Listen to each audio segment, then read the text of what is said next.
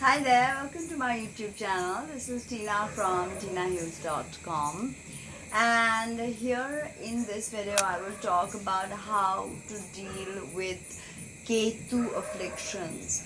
In the last video I spoke about how to deal with Rahu afflictions. So this video we deal with Ketu, who is of the nature of Saturn, and Ketu is a subtraction principle. And the deity or the devi associated with Ketu is Dhumavati. Dhumavati is a crone, and Dhumavati is like Hecate. So she rules over everything inauspicious. She can only be found in charnel grounds, in crematoriums. People, or usually they're called grihastis. Family people should not invoke Dhumavati unless you've been initiated correctly in her worship and invocation, because Dhumavati, the energy of Dhumavati suffers no fools. Dhumavati means she is smoky. That means her origin and her true meaning will always be veiled for human understanding, for human comprehension. Like Ketu. Ketu is not an energy that we can quantify, that we can label, that we can understand. It's unquantifiable, Ketu. Okay, that's why Ketu is so spiritual. Okay, Ketu's vibrations are not of this world, honestly. So Dhumavati worship needs to be done to pacify the tail of the dragon. Like I said, Dhumavati initiation cannot be done at home. Invocation cannot be done at home. It has to be done in charnel grounds or abandoned buildings or highways or crossroads. Okay, stuff like that. You have to understand that Dhumavati is such a Gujya Vidya, as in such an esoteric concept, that she is not a Vidya one can approach easily. You can't. Now, Chandi rules over Rahu. So you must master the meaning and the implications of Rahu and Chandi to reach Dhumavati. It's not easy to understand Dhumavati because she's beyond space and time. She's beyond Saturn. She's beyond Kronos. Okay? So after Rahu is appeased and pacified, only then can Ketu be approached and Ketu be satisfied or Ketu be appeased, right? Why is Dhumavati smoky? Dhumavati is someone who's made of smoke, because she tells us that everything in this reality is illusory. That's why. Okay, smoke veils. She is associated with widowhood, something we find very inauspicious in India. Actually, in India, people don't even invite widows to their kids' weddings. It's so bad. Okay, widows are inauspicious. Even if you read some Tagore stories, you will see how widows were treated. And a lot of them were really young when they lost their husbands. And of course, we know about the evil practice of sati. Now, Dhumavati is old. She's archetype of the crone like Hecate. She's ugly and she's inauspicious. She's everything we are scared of. Okay, very primeval energy. Okay, and she rides a crow.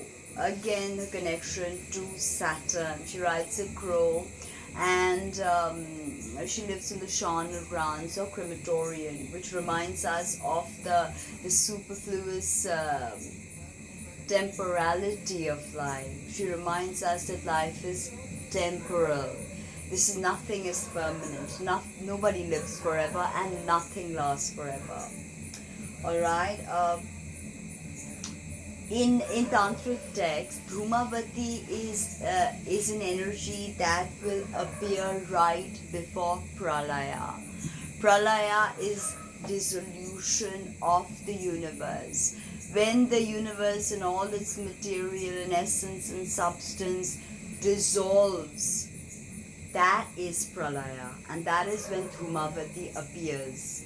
Okay, and if we know how to worship Dhumavati, the sadhak gets a lot of mystical powers, because Ketu is very mystical, don't forget that. Essentially, you have to understand that she teaches us a few universal truths, and sometimes those universal truths may be disastrous for the human ego, because we set up all these egotistical constructs, societal constructs, and then Dhumavati comes along and shatters everything. Okay, shows you the illusion. Why is she a crone? Because she's not the matron or the mother. She is the last stage of the feminine. She's post-menstrual. She's already gone through those stages. She's the crone. Okay. Seek within, Dhumavati reminds you. She may be old, she may be ugly, she may rule over everything inauspicious, unpleasant, but her message is very clear. Look within. Do not look without. Look within. And the light should be revealed to you. Okay, the light of truth will be revealed to you. Look within. Now, if you really look at tantric paramparas, grahasti people do not worship Dhumavati. Widows, yes, it's an amazing thing for widows to get into Dhumavati worship, even for single people. Okay, if you're single, you can totally worship Dhumavati and get her boons, and she will show you reality like none other. Okay, now she's the goddess of poverty. She's the goddess of frustration, hardship, and despair. Immediately, these significations link her to the greater malefic Saturn. So, Dhumavati is of the nature of Saturn. Okay, Ketu is of the nature of Saturn. Now, yeah, so I spoke about this in another video. Dhumavati is associated with Niriti. Okay, Niriti, Lakshmi and Jyeshta. Now, Niriti and Jyeshta are two nakshatras, malefic nakshatras, very difficult nakshatras. And Lakshmi is the sister of Lakshmi. And she's again, her significations are all things inauspicious, right? So Niriti is also Ketu ruled. So immediately you see the signification here. Ketu, ugliness, bringing to our conscious mind ugliness, poverty, despair, depredation. Okay, now it's a Ketu ruled nakshatra. So and Niriti basically lives in the kingdom of the dead. And this is a direct connection to Hecate. Hecate lives, and also Persephone, right? And both Hecate and Niriti have owls as their animal totems. But so does Lakshmi. Lakshmi also has an owl as a pet. So we see the owl, the symbol of wisdom, a symbol of auspicious as well as the inauspicious, right? Now, Niriti is, what I find interesting is, if you go,